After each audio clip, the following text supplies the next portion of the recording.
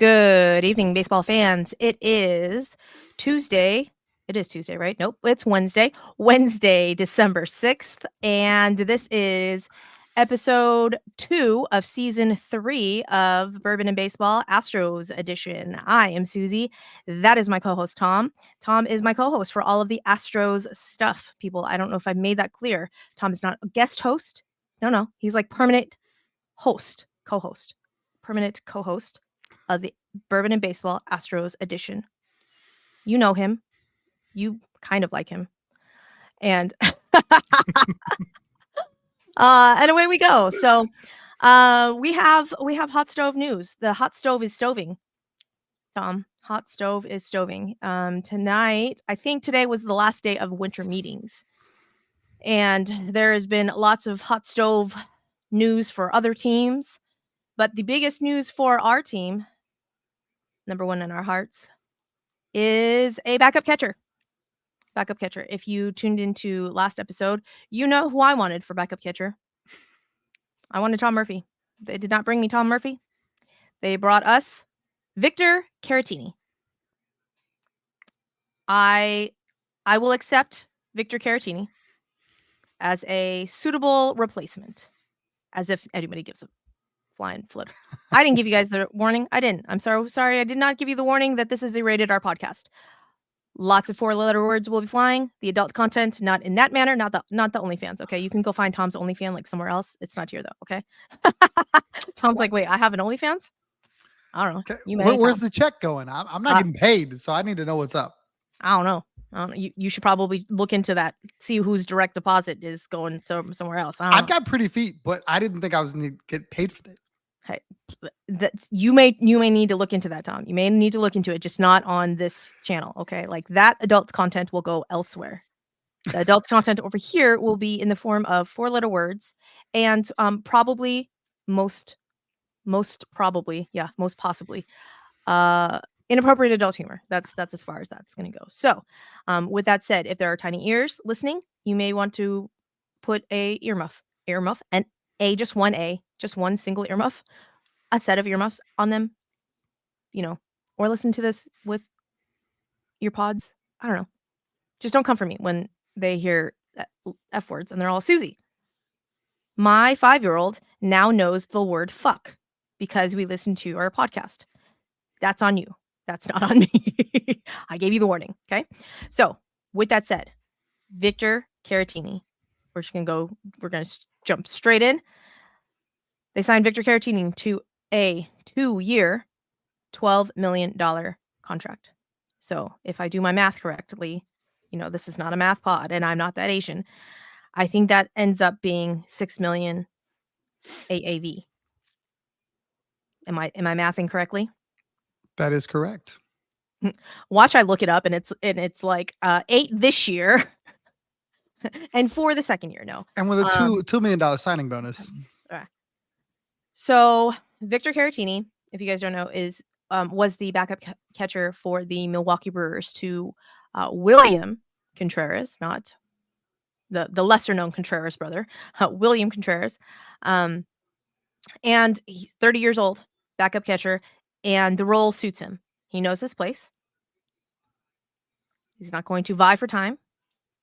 Josue Espada, Dana Brown has already come out and said Yainer Diaz will be our everyday catcher, and he don't have to fight for a job. Thank all of the deities that you may or may not pray to, that Yainer Diaz will be our guy. Did you know that VictorCaratini was the switch hitter? I did. Do you know he's got great numbers against Max Scherzer? But who doesn't? I mean, just kidding. Matt, well, like old Max or, this newer hurt Max all the time. It was Mets Max the last there was clips on Twitter where, he was taking him deep and I was like, yeah, That's what she said. Anyways, so VictorCaratini in a right-handed heavy lineup can be that left-handed bat that we so desperately need to fill in for, the UncleMike bat that we never really got this season. But we'll slot in, between, I don't know, Jose Abreu and, just kidding. Jose Abreu is going to bat fourth. I don't know. 8th, 9th. This point in time, I'm going to say 9th. I think 9th. Maybe 8th. I don't know. We're going to talk about a center field and who's going to play center field in just a second. But that will determine what batting order it is. But suitable backup catcher. Great framing numbers with the comeuppance of the challenge system and the automated strike zone. I don't know how valuable that will be in the coming years. I don't know how quickly that's coming here, though, to the MLB. It's been a thing in the AAA system for a while now. But the wheels of justice, not the wheels of justice, the wheels of Rob Manfred and rule changes move a little slower than one would hope. But defensive numbers are much greater than that of our last catcher. I was going to say something mean. I decided against it. Of our last catcher. So between that and the almost league average bat, I'm a happy camper. I mean, let me put it this way. I'm not unhappy. Thoughts on VictorCaratini, Tom? I think it's great. I think it's a little rich. I didn't think they were going to spend $6 million a year on a backup catcher, especially when you feel very confident, or at least I feel very confident, that this guy is going to play once a week. I think that Yiner is going to see the lion's share of the work. I think that's all Dana Brown is kind of like insinuated since day one. Yiner's our guy. Yiner's our guy. Yiner's our guy. He's going to play every day. He's going to play every day. He's going to play every day. So, I mean, not only that, he's incredibly young. So I don't think there's going to be like we need to give him a day off. I mean, he'll get those, but I don't think he's going to need extra time off. Right. So for Victor, he's going to, play once a week. He'll probably catch, I don't know, maybe. I guess it all depends on the rotation, right? Maybe he catches JP, maybe he catches Urquidy, I don't know, something like that. But I would hope that Yiner's working, Monday, Tuesday, Wednesday, with Framber, CJ, and JV, and then whoever else is in the back end, that's a VictorCaratini spot. Let's hope. On Yiner's Instagram today and his stories, motherfucker's working hard. He is literally running up sand dunes. Amal, that doesn't look fun at all in the least bit. Nope. Absolutely not. No. No, thank you. Don't put me down for cardio. Like we discussed on last episode, I'm really hoping that JV and Framber get over their not wanting to throw to anybody. And, we've discussed this ad nauseum. If for some reason they're unhappy with Yiner's play calling, call your own game. Do it. Take the signs from the dugout. I don't care. Just for the love of poodles, throw to Yiner. That's all I ask. Speaking of Framber's Instagram, he is also working hard. And if y'all haven't seen it, he's lost the locks. He is clean. Well, I don't know if he's clean shaven, but no dreads, just whatever preferred fade or whatever he's got going on there. But yeah, looks really strong in the offseason. And I think you're going to see a new and improved Framber this year. Let's hope, man. So VictorCaratini slash line is for last season was 259, batting average 327 OBP, and a 383 slug. Obviously not much pop in that bat, but a 95 OPS plus. Again, like I said, league average. I mean, league average is 100, so just like a hair below. But I mean, compared to the big gaping hole that was there, I'll take it. I will take it. Now, if you're new around here, and this is the first time you're ever listening to Bourbon and Baseball, you should know that there's been no love lost between myself and Maldy. None whatsoever. Don't get me wrong. There was a time when I was a Maldy person. I loved Maldy. I loved the machete. I supported our Apollo HOU boys and bought like "Don't Run a Machete" shirt. It's hanging in my closet, much to the surprise of lots of people. But from his last 2 seasons, man, it was tough to watch. It was tough to watch, especially this last season when Yiner was just wasting away on the bench and just as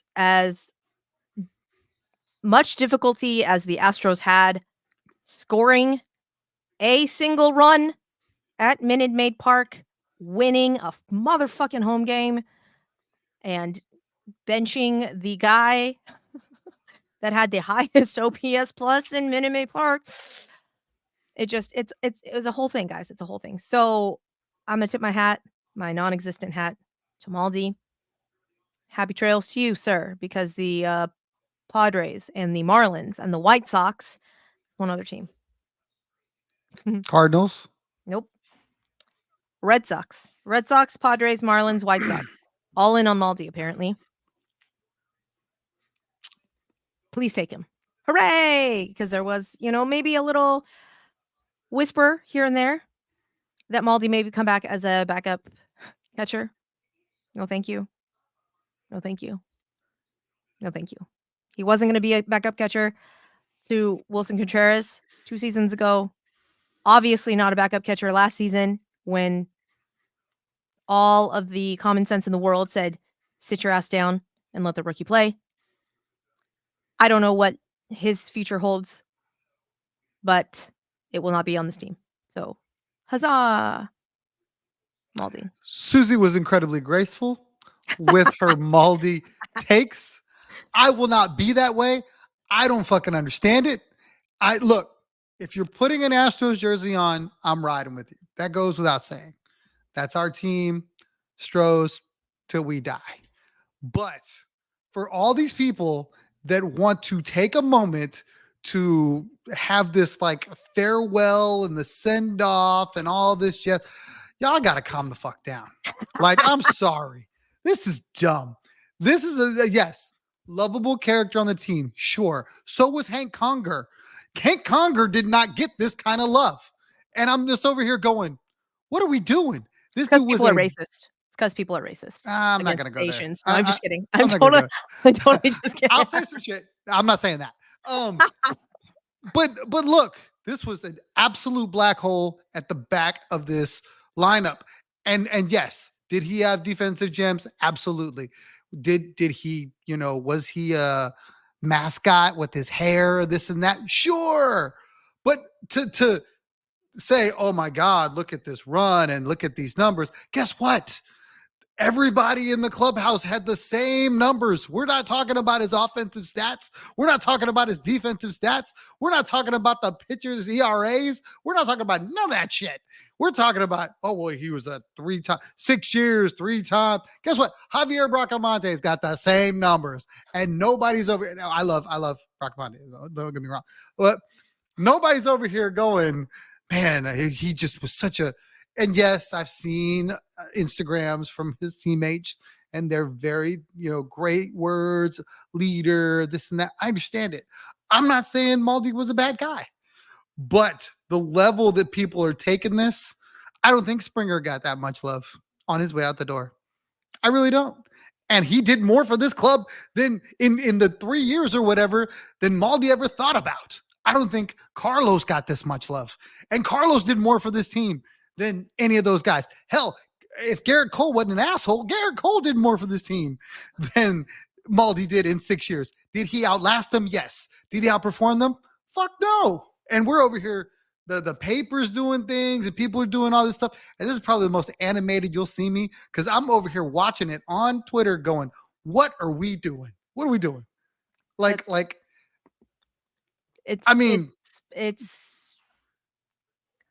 I don't want to say confusing. But maybe it's a little confusing. It's a little confusing. Let me ask you this, though. Who was going to call the team meetings now? It better be Bregman. It better be Altuve. It better be, I mean, I don't really even care, to be honest. Like, if that's his claim to fame, like he called all the meetings and he got everybody together and this and that, like we can find another one of those. So really, truly, honestly, I'm hoping that there's not going to be any fucking team meetings next season because maybe, just maybe, we'll be able to win a fucking home game. Right? I look, guys. There's it. It's a little. It is a little mystifying the level of decisiveness and derision that people that called out Maldy's stats got on social media and on both sides because I not gonna lie, hand up, I was one of those people that were like, I don't understand how you can advocate for this. Why? How are you defending this type of production in this line? Like I don't understand. You say you love the Astros, why don't you want the Astros to be the best that they can be? I swear to God, if I don't ever hear the word intangibles ever fucking again, like I need the word intangibles erased from vocabularies. Merriam-Webster dictionary, let's just cross that shit out right now. Like, is there a petition that I can sign somewhere? Can I start a change.org petition to remove the word intangibles from the Astros vocabulary? Y'all have to be sick of the word intangibles too, right? Like, I can't be the only one. You're not. I'm right there with you. What burns me up the most is that you would see these same people come for Bregman, come for Tuve, come for Tucker, come for the guys that are just like carrying this dude on their back, like because Right? he's absolutely useless for 90% of the offense. Like, I mean, literally, like, well, he's got 2 on with 1 out. Let's please don't double play. Yeah, You know, that was the hope. Please don't hit into a double play. Please don't hit into a double play. For the love of God, just sack bunt. Nope. and Nope, he's swinging away. Why? Why is he swinging away? Just don't do that. Mm-mm. and then crickets when he hits into said double play. But if Tucker does that, strapped to a rocket, sent him to the moon, what the hell? How dare you, Tucker? How dare you struggle? What is wrong with you? We didn't sign Maldy for his bat, Tom. Okay, I love that argument. All right, let's go look at the guy that he caught today. Wait a minute. You're telling me CJ has a 5 ERA today? What happened? Well, that's CJ's fault. But when CJ throws the no, Maldy did that. And I'm like, come on, it can't work that way. It can't work both ways, guys. Someone's got to have a little bit of accountability. Whatever though. That's okay. VictorCaratini. I can almost guarantee this decision will not cause this much decisiveness in Astros Twitter world. But you know what will? You know what fucking will, Tom? You know what do you know what the new Maldy debate is going to be on Twitter? Oh yeah, if anybody ever struggles, oh, Maldy would have got him right. No. I'm sure that probably will happen too. However, this we have a new Maldy on the team, and by a new Maldy, I mean the player that was left off of the ALCS roster that will be our starting center fielder, Jake Myers. But see, here's where I disagree. Because I think Jake Myers will have a shorter leash than Maldy will. I don't think he can have a 178 batting average and strike out 70% of the time and them ride with him. Maldy was always, well, the pitching staff loves him. He does all this homework and intangibles. So all of those things overrid what he did with the bat or even with, throwing runners out. I think if Jake is in center field and he can't hit, or he is an error producing guy, they will remove him because he's in a premium spot. I think that you have options too. I think you can put Chaz there. I don't think Joe Espada is going to be as stubborn, as rigid as Dusty. We don't know, but I feel like he will make whatever moves he needs to make to win ball games. Let's hope that you are correct. Statements came out over this week that basically Jake and Chaz will be in the lineup and will be everyday players. Jake will be typically your starting center fielder, which will move Chaz over to left. And it sounds like the days that Jordan is playing left, I think that will bump Chaz over to center, and then Jake will have a seat. Y'all know me. If you're new around here, the hashtag let Chaz cook. That's what we're going for here, people. I've been screaming this since our World Series win. What more does this motherfucker have to do in order to garner the center field job? I still don't know. I still don't know. Chaz, I don't know, bro. Lay off the banana pudding. I don't know. But apparently center field is not yours unless Jordan is playing in left. So it sounds like to me that Jordan will be primarily DH, or maybe it'll be a 50-50 split. Platoon in left with Chaz and Jordan and Jake. And I don't know. Hopefully the outfield carousel will cease to exist and Jake can get whatever is in his brain figured out, because I honestly think a change of scenery will do Jake wonders. And I honestly believe that him coming back and trying to quote unquote win the center field job is going to be a nightmare. But we shall see. We shall see. I'm going to show you guys the difference. I say the difference. Where it's Jake versus Chaz. Can you read that, Tom? Because I cannot. I can. WAR, Chaz 3.6, Jake 1.6. So Chaz is 2 games wins above replacement in WAR. The games are about even. 115 for Chaz, 112 for Jake. We have plate appearances. Chaz is 457 to Jake's 341. Hits 110 for Chaz, opposed to 70 for Jake. Homers, 22 homers for Chaz, as only 10 for Jake. RBIs at 70 to 33 Chaz. Stolen bases, 19 to 5 Chaz. Batting average is 273 to 227 Chaz. If you're getting the theme that it's Chaz, it is Chaz. Let Chaz OBP, cook, damn it. slug, OPS plus, all Chaz all the time. But let's have Jake start in center field. Let's do that. This is going to be the new Maldy debate on on Twitter. I hope everybody knows this. I don't think so, and I'm going to tell you why. I don't think if they're both out there at the same time, you're going to have why didn't they play Chaz?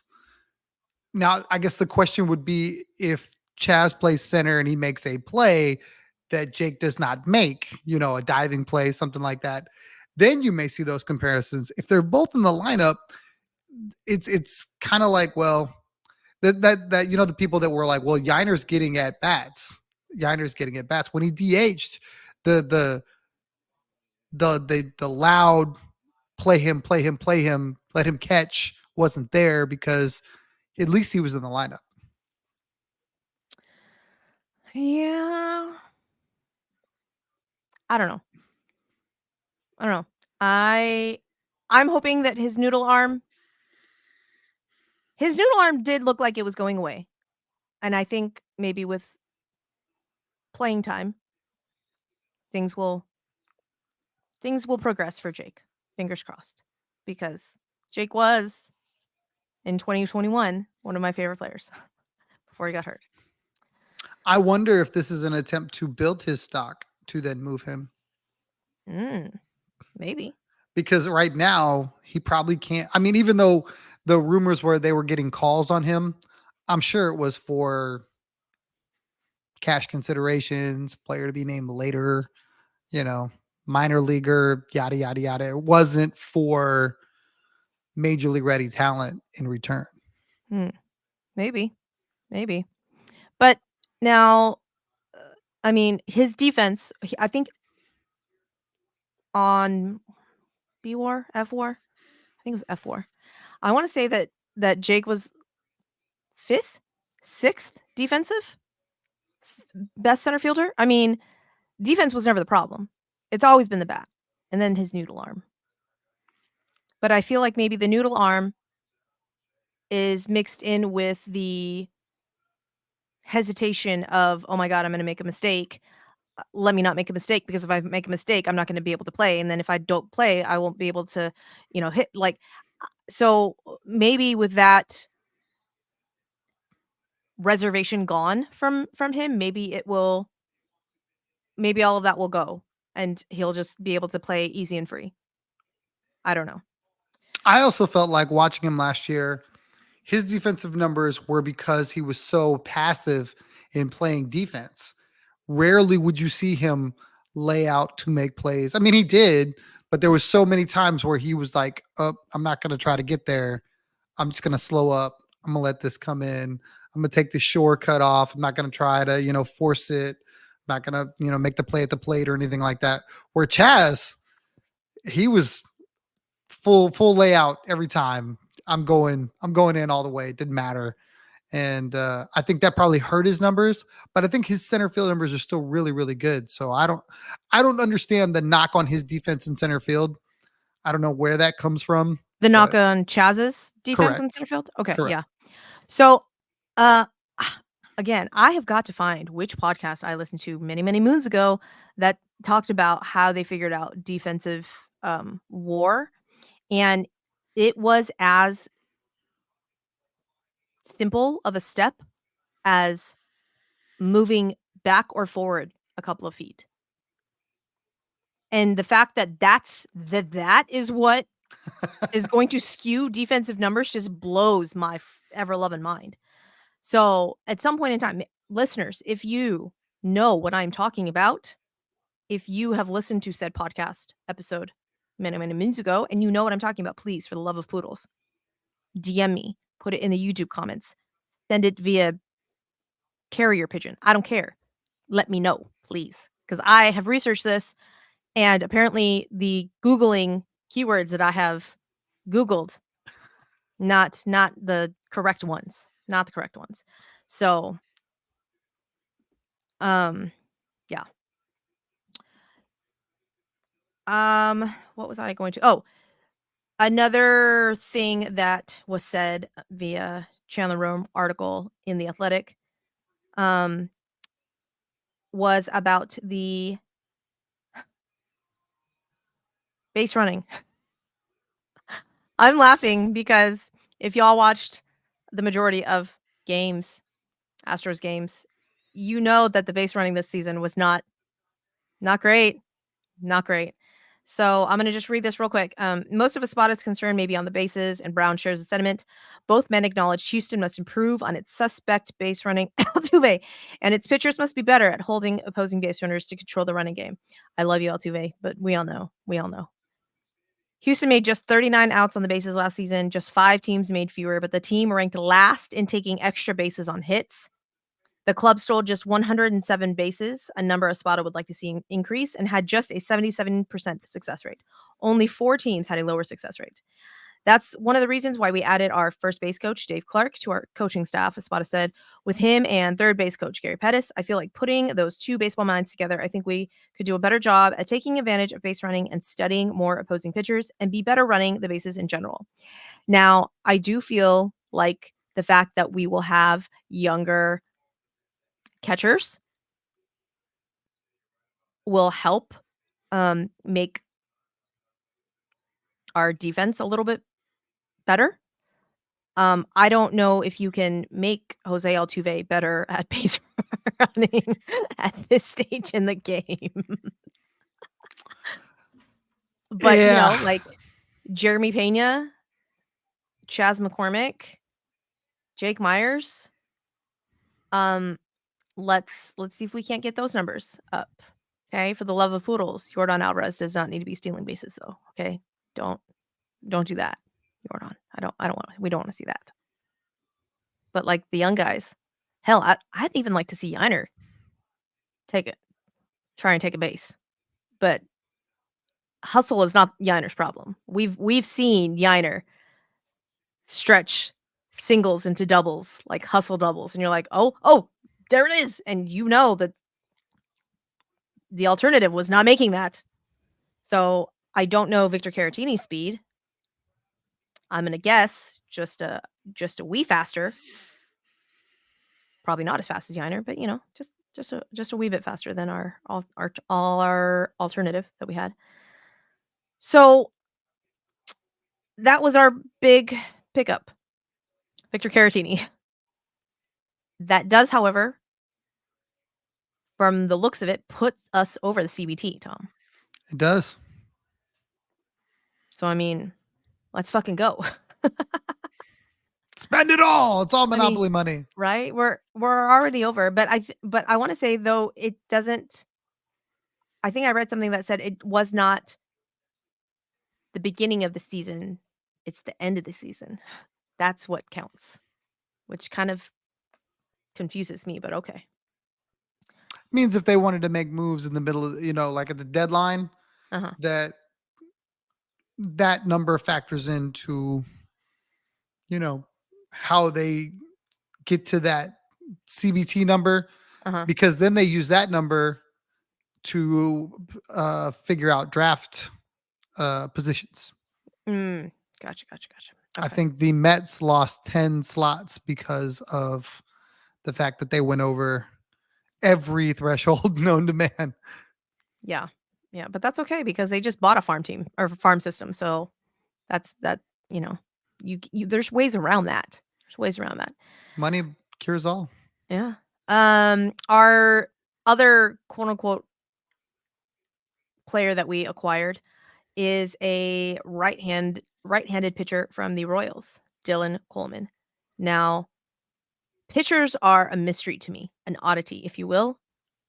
I watched that tread video that you tagged me in, and I'm just maybe hoping that his ERA will get just slightly lower with us. He had an 8 ERA. I mean, it's the Royals, so it is what it is, but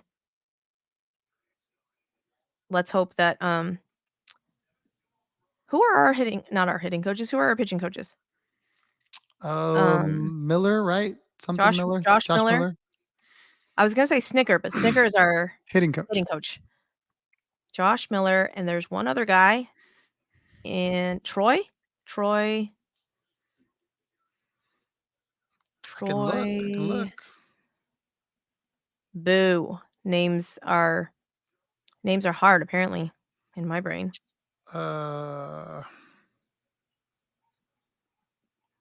Same here. Bill Murphy. Bill Murphy. There we go. Murph. Troy Snicker. There we go. That's who I was thinking of. No, Brian Snicker. That's his dad. Atlanta Braves. Okay. Yes. Too many relatives and names apparently to keep all straight in my head. There's not even any bourbon tonight. Damn it. I can't even blame it on that. I can just blame it on my dumbass brain. Anyways. So to get back to the base running thing that we were talking about, or that you were talking about, I believe that there are so many more opportunities. Well, there was many more opportunities to steal bases last year, and Dusty just chose not to. So, the fact that Joe Espada is looking at that and wanting to attack that, I think it's great because while we talk about Tuve's bad base running and it's well documented, the fact that you had guys that did steal bags, I mean, you had Tuck right at 30 steals, but he only attempted like 37 of them or something like that. And it's like when you look across baseball, guys are running all over the place. The bags are bigger. The distance between A to B is shorter, and we Hey, just everybody needs an extra 3 inches, Tom. Okay. not wrong, not wrong. Um, and I think we're kind of like old school in the fact that we were like, no, we're just gonna bop our way around the bases. And you look at a team like Atlanta, and they ran all over the place. And when you can get that extra, what is that, 90 feet? I thought we were going back to 3 inches again. I was like, I don't know. I had thought about doing that. I was like, if you could get that extra 3 inches, you'd be just so much more satisfied. I didn't want to do that. Anyway. Low hanging fruit. It's low hanging fruit. Okay. But you know what I mean? Like, I believe that Tuck could steal 50 bags. I believe that Yiner could steal 30 bags. I believe that if Chaz and Jake don't have 20 to 30 bags, we're probably not using them right. And it's funny, you don't want Jordan running, but he's only like 25. So I think I know his knees are bad, but Jordan's got wheels too. I know he got knee surgery. Okay, listen, I want that man fucking bubble wrapped. Mm-hmm. Okay, just put him in like a Michelin man tire suit so that nobody can fucking throw up and in on him. And I don't have to like wince every time he doesn't inch from the batter's box. And I will be a happy person, okay? Even though, motherfucker's like 6'4" and 300 pounds. I don't know. 250? I don't know how much he weighs. Probably not that much. Yeah, he's probably not that much. The only guy that I think, and this is going to sound terrible, but the only guy on the team that shouldn't be running, Alex Bregman, is Alex Bregman. Yes, yes. Literally anyone else. And that's to include Jose Abreu, who stole a bag last season late in the year. And I was like, wow, they're going to run with him. But if for some reason this makes it to Alex Bregman's ears, just know, Breggy, that I absolutely adore you. But you run like a penguin. Like every single time. I'm all, he's just got little strides. We gotta link them the bad boys out. I don't understand how that happens. I don't. You are an elite athlete in all other respects, but the running is just, I don't understand it. I don't understand it. I say that as a 5'2" SML person. Okay. So I don't know. But Breggs, if you want to steal 30 bags in a contract year, you go ahead, big dog. I'm here for that too. You do you, bro. You do you. He's working out. He's working out. He's hitting. He's in the cage. Chaz is in the cage. Everyone's in the cage. Jeremy Pena apparently is hanging out with UncleMike. You sent me that picture. I'm all, what does it mean? What does it mean? Uncle, the bat, like it just says, so it's a picture of that Jeremy Pena put on his story, and it doesn't have anything in it besides a bat on the ground, and the bat says handcrafted for Michael Brantley. What does that mean? What are you hanging out with UncleMike, Jeremy Pena? Is he teaching you to lay off the low and away sliders? What's happening here? I need to know.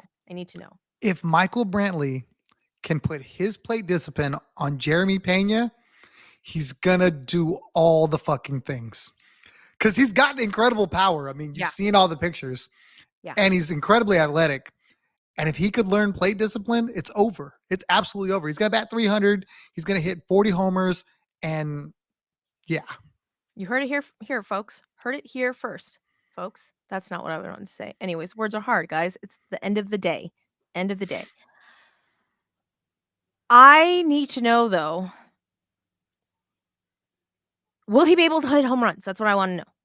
Is UncleMike okay? Like, just put some backspin on the ball. Jeremy Pena, put some backspin on the ball. Go for it. Go for it. My other question is, though, when they're stealing bags, obviously Altuve has free reign of whatever the fuck he wants to do on base paths. The others, however, Are they getting signs from the dugout on if they are allowed to run or not?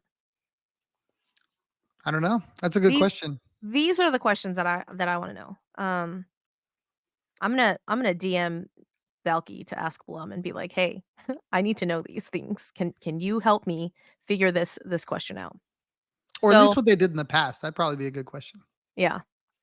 So that's those are the main moves. The Rule 5 draft also happened today as well. Nobody from the Astros organization was taken in the Rule 5 draft. It's Not in the two Rule guys 5. taken Not in the Rule 5. in the minor league In the minor part of league. it. Yeah, Yeah. but not the Rule 5 though. Um, so I don't have those names because quite frankly, I was a little mystified on 99% of it. All I know is that when I was listening to who and what organization a lot of players were getting taken, New York Yankees, bro. So many New York Yankees were taken. And I was like, "Oh, okay then. Lots of Yankee players." So, I will have that information for you later on after I have delved into a little bit more of who was taken by whom. I know Seth Beer was taken, Marty Costas, 2 relatively, I say relatively, known, quote, unquote, names. If you're deep in the trenches of minor league Astros ball, you'll recognize those names. But, Shea Wickham, who I was really hoping that no one would take, but apparently no one took him. He's still here, so, um, hopefully that bodes well for him. I think that's it as far as Astros news. Anything else that you can think of, Tom? Um, Oh, whoops. What did I hit no, there? not really. Phil Maton may be not long for the Astros. He may be on a new team soon. Yeah, He's rumored to be courted by the Stros, but also courted by some other teams. yeah. Um, Phil Maton, you are a St. Louis Cardinal. other than that, nothing really. Be interested to see what other moves that they make before spring training. Yep. So on the quote unquote wish list, the a high leverage reliever is still on the wish list. So apparently we are in talks with Daenerys, and there was rumblings about the guy from the Blue Jays. Jordan Hel- Hicks. Jordan Hicks, thank you. I was about to say Helsley, and I was like, that's not it. Jordan Hicks. He's from So Houston. from Houston, yeah. There was one other guy that the name had been floated around as well. So it was Jordan Hicks, Neris, and there was like one other one, and I can't recall right now, but it's just talkings to interest in. It doesn't have any legs, if you will. So we will keep you apprised of that situation when it happens. However, something of note, you know how all contracts are relative to one another. Craig Kimbrell signed a 1-year, 13 million dollar contract to be the closer for the Baltimore Orioles. Now, that is interesting news for us because obviously Hector Neris better. I say better. I feel like he's better than Craig Kimbrell, but I don't have the numbers to back it up. Um, but I want to say Hector Neris ended the season with like a low twos ERA, high twos ERA. I guarantee you Craig Kimbrell did not end with that. So the fact that like Craig Kimbrell is getting 1 year, 13 million and Hector Neris was better than that, that's that's a good chunk of change. That is a good chunk of change. And considering that, we gave a lot of money and a lot of years to Rafael Montero last season doesn't bode well for us here. So fingers crossed that we can figure something out. Oh, I guess that's of note. ForrestWhitley, it's been said that will be on our bullpen. ForrestWhitley has been mired with injury since he's come up, basically. And we have just he's just been like fool's gold to me, anyways, because never have seen him able to pitch, but he's like this magical, mythical creature. And his bullpen video that has been making its way around Twitter looks damn fine. So, and I say that like pitch wise, not him as a person, because he just is like a tiny, I say tiny, he's like a giant string bean. But that, whippy long arm action apparently makes it look like he's much closer to you. So, I don't know. Hopefully he can stay healthy and help us out in the pen. Forrest Whitley's delivery is almost identical to Garrett Cole. In the same vein where you see Hunter Brown and think Justin Verlander, they laid Forrest Whitley over Garrett Cole and they looked identical when Garrett was in Houston. Everything about him screams frontline starter. He has all the pitches. He has really good movement, really good velocity. Everything looks great. They've just never been able to get it in the majors. Every time he gets on the ramp up, okay, double A, single A, or single A, double A, injury, double A, triple A, injury. And it's like, if they could just get him there, he'd probably look really good. And it just has never happened. The numbers for Craig Kimbrell last year, he was 8-6 with a 3.26 ERA, 94 strikeouts, and a 1.04 whip. Interesting. Now compare that to Neris. No, I'm just kidding. I was going to pull it up right now. Oh, okay. Yeah, pull that. Hector. Yep, go for it. 6-3 with a 1.71 ERA, 77 strikeouts, and a 1.05 whip. All right. So, depending on what stat line you prefer, ERA versus whip. Also, Neris is 34, Kimbrell's 35. And Kimbrell has injury history. Whereas I don't think Hector Neris has.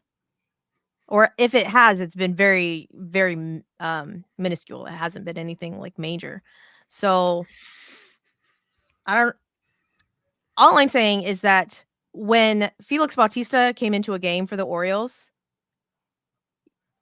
it was pretty much a lock that the Orioles were going to, if the Orioles were ahead, it was done. You weren't going to win unless you're Kyle Tucker and you hit a walk-off grand slam. However, I don't think that Craig Kimbrell affords Brandon Hyde that much confidence. If anything, if I was an Orioles fan, my asshole would pucker every single time if they were not up 3-4 runs. It's going to be a tightrope act. It's going to be a tightrope act. I was thinking that they would move Yenier Cano to the closer role and have Craig Kimbrell as the setup guy. But I don't know how that bodes for Craig Kimbrell's psyche. There's some guys that just cannot pitch in the 8th inning. They can only go into that closer role. Aroldis Chapman, I'm looking at you. So who knows?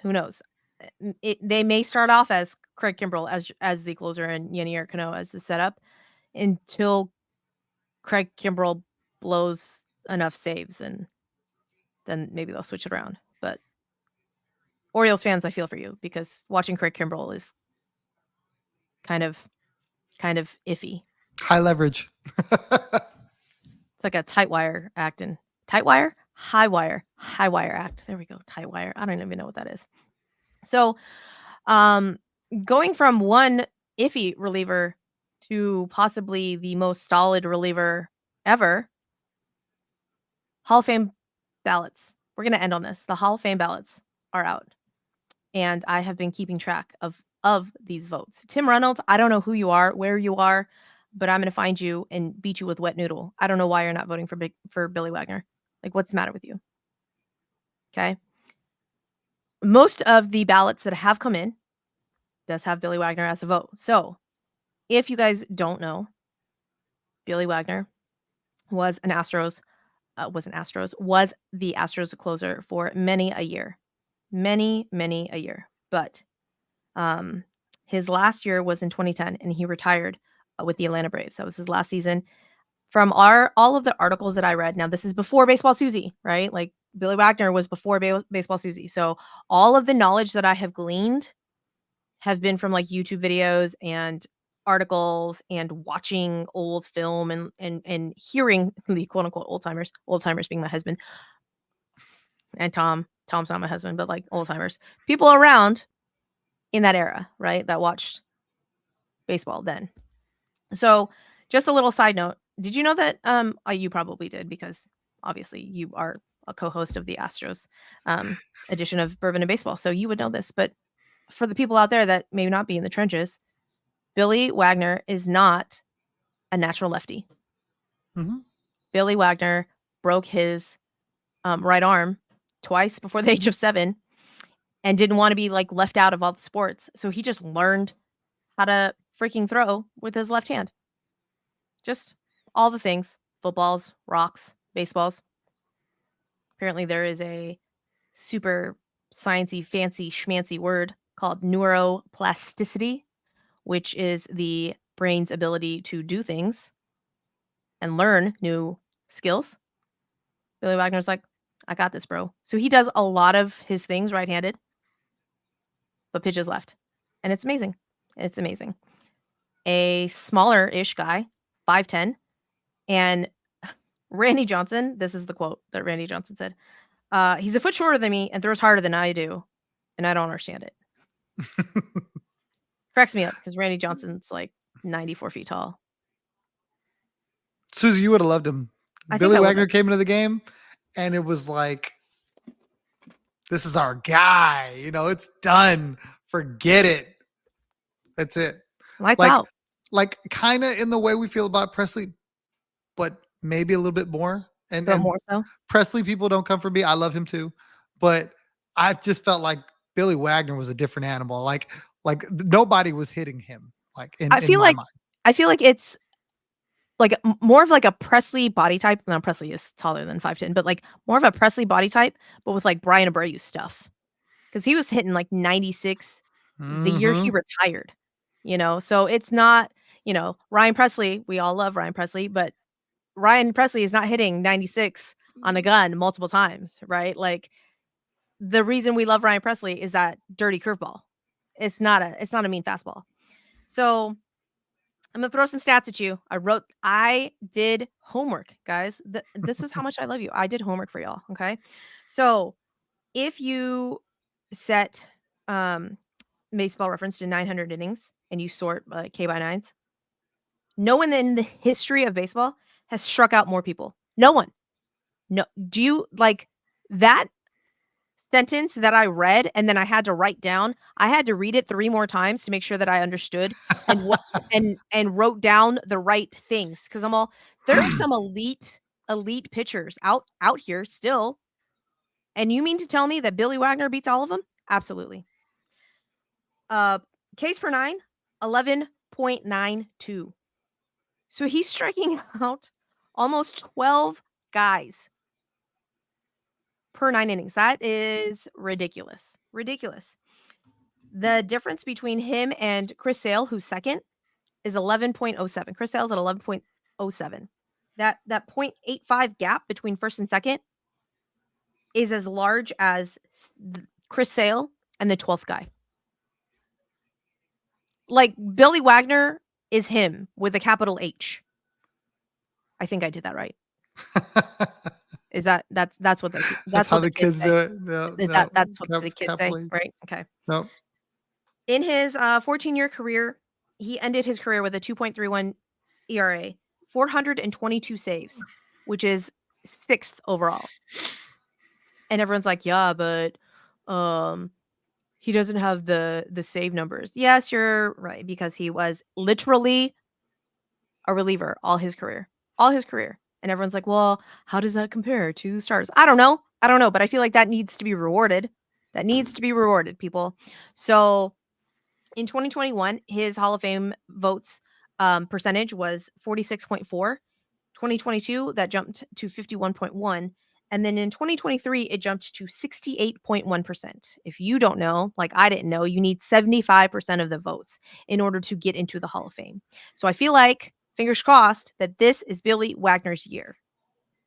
Fingers crossed, people. Fingers crossed. I need y'all to tweet at BBWA writers literally all day, every day. Don't do that. Maybe that'll annoy them. But we need to let the peoples know that they need to be voting for Billy Wags.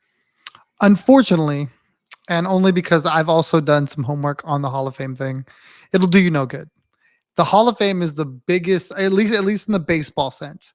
It's the biggest, like, I don't want to call it a joke. I'm looking for a better word, but it's horrible. Basically, these writers are like gatekeepers and they try to like rank you with your entry.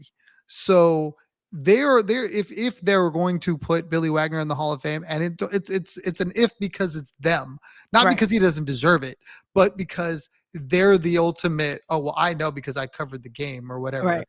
and that's how they determine where you fit in the whole thing. So at some point in time, they go, "Oh, Billy's like a year 7 guy or a year 8 guy or whatever," and he just won't get the votes. Not because anything changed, not Right. because there's other people in front in that year. They'll have years where they only put one guy in the Hall of Fame, and it's like knowing there's a list of dudes that you want in the Hall of Fame, and they're like, no, he's a year 7 guy, not a year 2 guy. And it's the dumbest shit ever. It's so dumb. It's so bad. The accolades don't change, but now all of a sudden, nope, now he's in. And it's like, well, you get points for like years. Like, okay, you've been on the ballot 6 years. That's going to add an extra 5 points. All right, now you're at 75, where before you were at 70. It's stupid. Listen, all I'm saying is that I made a Billy Wagner tweet, and Billy Wagner retweeted my tweet, and then he liked one of my other tweets about him. So now we're basically besties, okay? Billy Wagner, don't come for me. I promise I'm not actually stalking you. However, one other fun fact, though, you know that he is a baseball coach for the Virginia Miller High School, and he still throws BP. And sometimes he throws BP right-handed. And I just love that fact. And I just I love mean, that he's still he on the mound, like, throwing. he's got no business throwing anybody left. I mean, trying to get these kids' confidence up, not down. You know what I mean? Have you seen the movie The Rookie with Yes, with Dennis yeah. Quaid. Yes. He doesn't need to do that to them. He knows. He's like, nah. Throw you 75 with my right. That's true. That's true. But yeah, apparently he's still throwing like 90. Still throwing 90, and he says that he still has better control. He has better control now. Only throwing 90. Which cracks me up. So, with that, we are going to end the show. One last thing. I want to thank the listeners of South Korea, apparently. So shout out to my kinfolk. I assume that you guys got a hold of, listened to, watched the KBO episode that I did with Odelfer, and apparently liked that so much that you guys got the pod up to 67 on the Apple podcast charts for Korea, not for the US, for Korea. So shout out all of y'all in Korea listening. Thank you so much. United States people, let's pick it up. Let's pick it up. Let's go. I say that like tongue in cheek, but I really want to thank y'all for, I don't know, putting up with our shenanigans, like listening, tuning in, because I am still amazed every single time that I check the chartable list and for some reason, like, the show pops up. And I am amazed every single time, and I want you guys to know, yes, I'm very sarcastic about it, but I truly wanna thank you guys for listening and tuning in and leaving the ratings and giving the reviews, because I know that there are a literal shit ton of baseball podcasts that you guys can be listening to, and I'm just grateful that you guys are choosing this one to do, because I at no point in time ever imagined my life as a baseball podcaster. That's not a thing that 12-year-old Suzy ever imagined 41-year-old Suzy doing. And I just want to thank you guys for indulging me in this and saying, you know what? She may be a bitch, but she's at least funny. So we'll She's our bitch. yeah. we'll allow it. So, but no, really, thank you guys so much for tuning in and sharing the pod. Keep doing it. We love that. Keep giving us the reviews, keep giving us the ratings. We love all of that stuff. Hit subscribe on YouTube. I think we're up to 160 on YouTube. Very happy about that. Let's go. Let's go. So, with that, we will say good night and goodbye. Tom, tell the people where they can find you.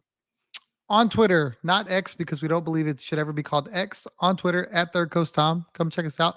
The PSF app. It is not baseball season yet, but when it is, you will find me and Suzy on the PSF app.